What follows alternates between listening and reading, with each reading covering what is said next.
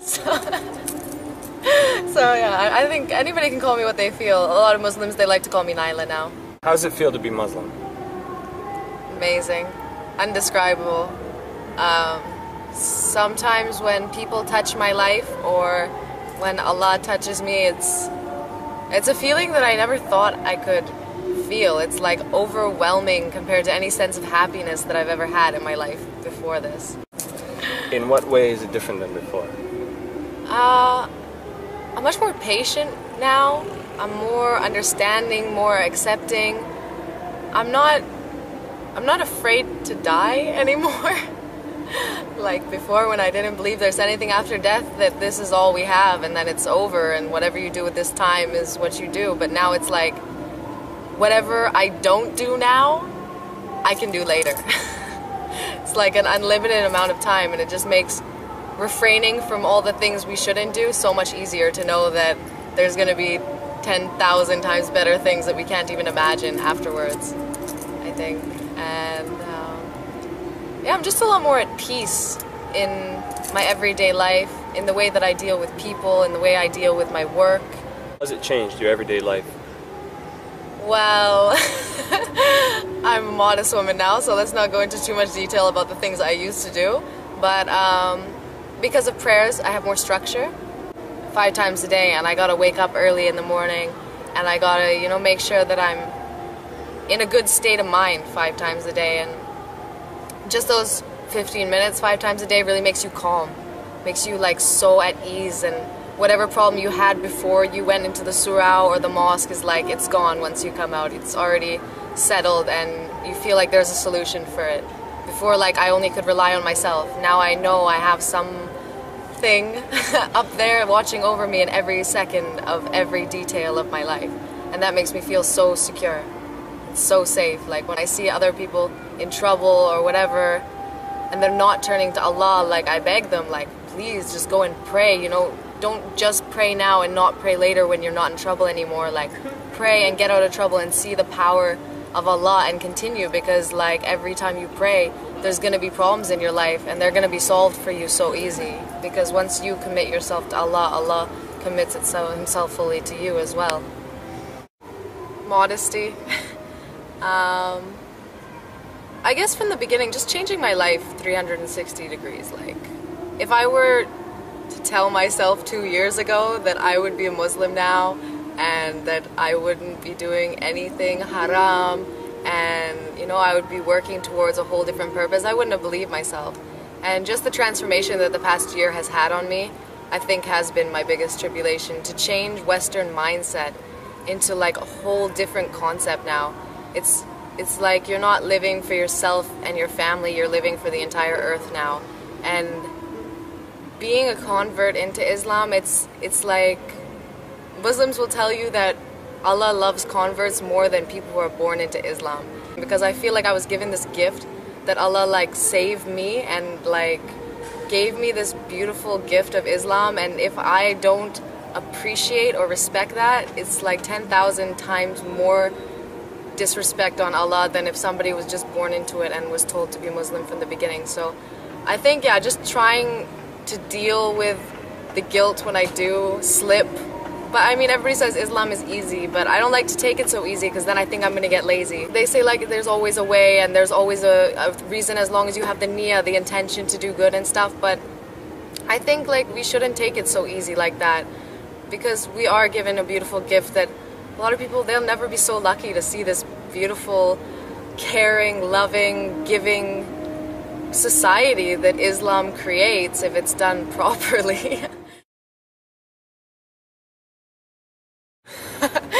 Wow, when you asked the first part of the question, do I get support from other Muslims, I was going to say overwhelming amount of support. So yes, to your second part, is it overwhelming? Yeah, sometimes it really is. It's like every Muslim I meet, they want to give me something.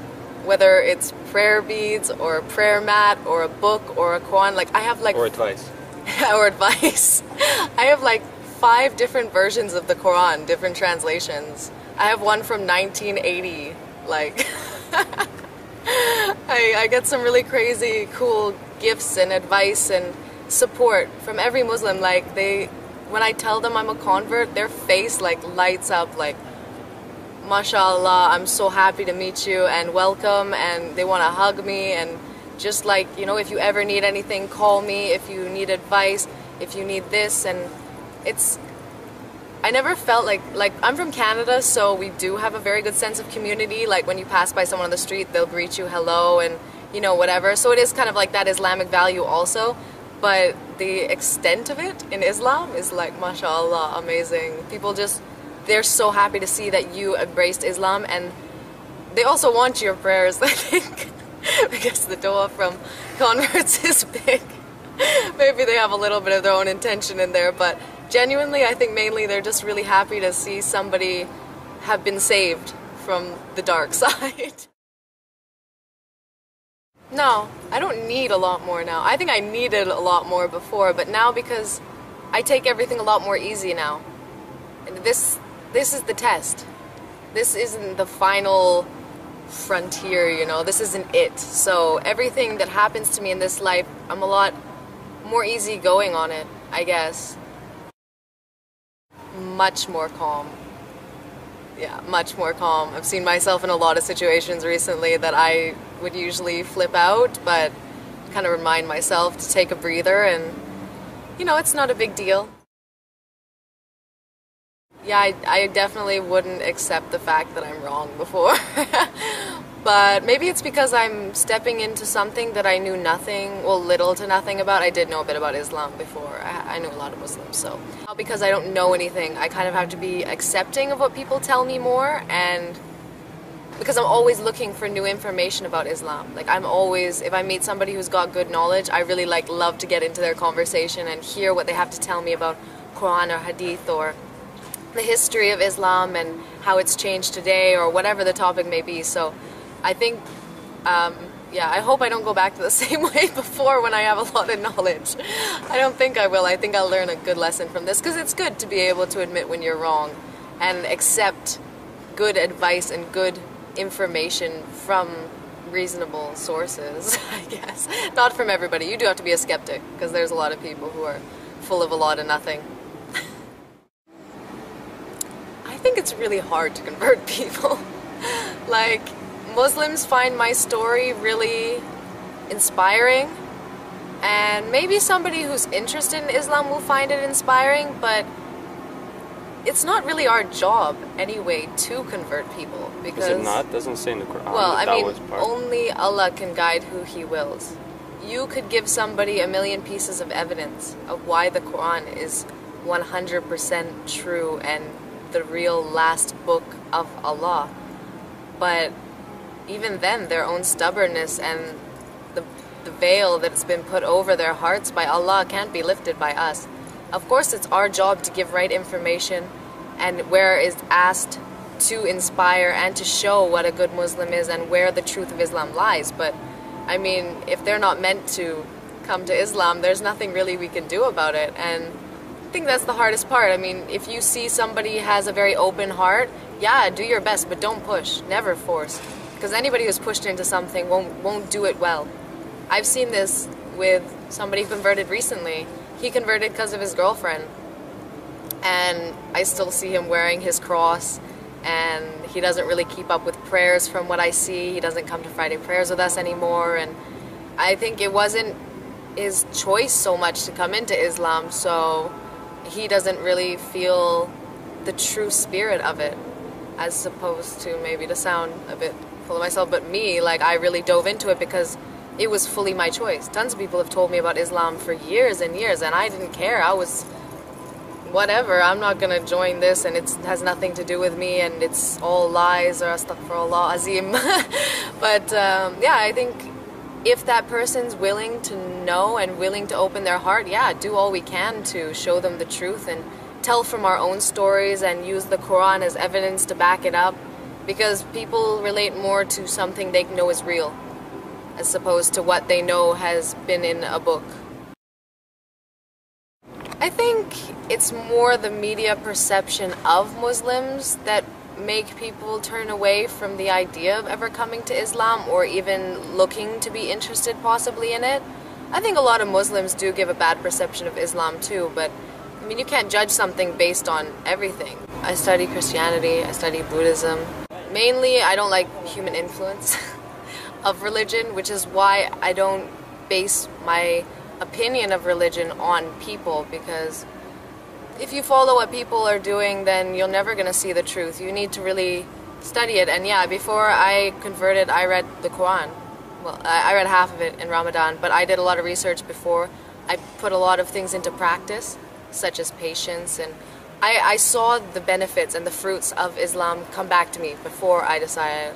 SubhanAllah, Allah sent me a lot of blessings to show me what's the miracle of Islam. So yeah, I did study a lot, and I did make sure that I read at least half the Quran before I converted, because stepping into a religion isn't something small. Some girl that happens to be pretty, white, and very blonde has the number of marriage proposals from Arab Muslim boys skyrocketed.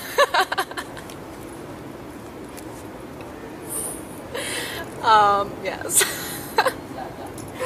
Yeah. How many so far? Uncountable. Really? In the past year? Yeah, I've had some pretty interesting proposals. So yeah, I mean, some who are like, because a lot of the people that I meet are still students. A lot of them are like, in a year, if you're still single, I want to marry you. But it's quite nice, because I have very high expectations on my Muslim man. So even if I'm not gonna pick the ones who are trying to get my hand, I do kind of give them like little tests and tasks to like overcome to become really good Muslim men. So even if I don't choose them in the end, inshallah, they're good men for another woman to come, like to build themselves and to pray more and to stop doing haram things such as drinking. I always like push them if they like me. Like I'm like, I would never be with a guy who drinks, so you better stop that now. And a lot of the time they do if they're really serious about it. I'm taking my time. I'm gonna really get to know them as friends before I actually make a decision as to who I want to marry, I guess. I do want to get married soon though. I totally winked it.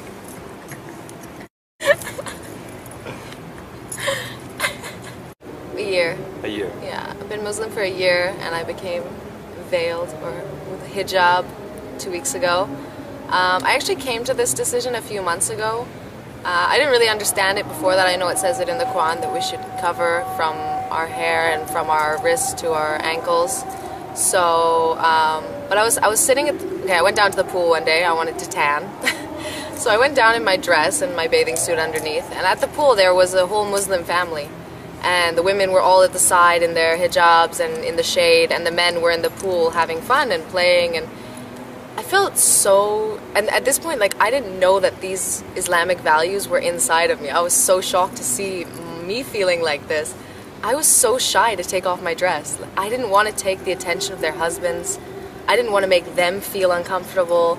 And I ended up not taking off my dress. I put my feet in the water. I listened to music, and I was just thinking about, why do I feel this way, and why does Allah ask us to cover? And it came to the conclusion that men are very visual, as most men will tell you, and they pick their women a lot more based on looks than women pick their men. For women, being a good sustainer, a provider, protection, caring, you know, these are all much more important for women than looks. So it kind of evens the playing field more. Like, being a blonde, white Muslim, I get a pretty good advantage over Arab women. Yeah, and you know, it's a gift, our beauty as women. We were made the beautiful of the two. You know, men are very like a board. They're straight, and you know, they're not much to really look at actually physically. So we were given this gift to be the beautiful creatures on earth, and that gift should be saved for the one we love and the one who we will bear children for. And it really kicked to me then that, yeah, I do want to wear hijab. So I did plan on wearing it for Ramadan, which is in 2 weeks, but I had some problems with modesty. So I decided if I wear a hijab, I'm forcing myself to be modest. And that's what I wanted. I wanted something, because even though I have really strong faith in Allah, we're all very weak as human beings. So I did want something to push me to be modest more and to be more conservative in my lifestyle and in my thoughts and in my mentality. So yeah, wearing hijab for me was definitely the right choice, and everybody's been so supportive of me since I put it on, and it's like I get to dye my hair every day. It's a totally different thing. My family has been super supportive. My mom found the Qibla direction, the closest mosque. She cooked halal food and normal food while I was there. I gave them Quran. My friends were all very interested and supportive in my religion as well, and they all just really wanted to know about Quran. What is it going to mean? Am I going to wear hijab? And yeah, they were all really really supportive. Alhamdulillah, alhamdulillah. So happy for that. I know a lot of people aren't as lucky as me. I know that really, really too well. So I thank God so much for giving me the family I have and the friends that I have. Everything, subhanallah, like just look around you, look at every minute of your life, like every time that you don't get in that car accident, every time that, you know, something comes to you that you thought was impossible to happen, subhanallah, like that guides me to be a better Muslim and to just thank Allah more and more every day. Well, if you could put your faith in Allah and see what comes out of it, because the only way to truly test it is to take the leap. Put your faith in it. Like, even though I wasn't sure yet, when I started to put these Islamic values into practice, Allah rewarded me, even though I hadn't even said Shahada yet. So, I mean, if you're in doubt about it, then just try. You don't have to say your Shahada yet, but read Quran, learn what it's about. It's about feeding your neighbor, feeding the people you don't know, ending slavery. Like, it's so, subhanAllah, everything that you, if you're a good person, believe the world should be, that's what Islam really is. It's just been twisted in media and other people's perception to be what it's not. So if you really want to get to know it, ask people around you who are Muslim. See the kindness in Muslims' hearts, and then you'll be able to really understand what it's all about. Thank you, Victoria. Thank you. One love.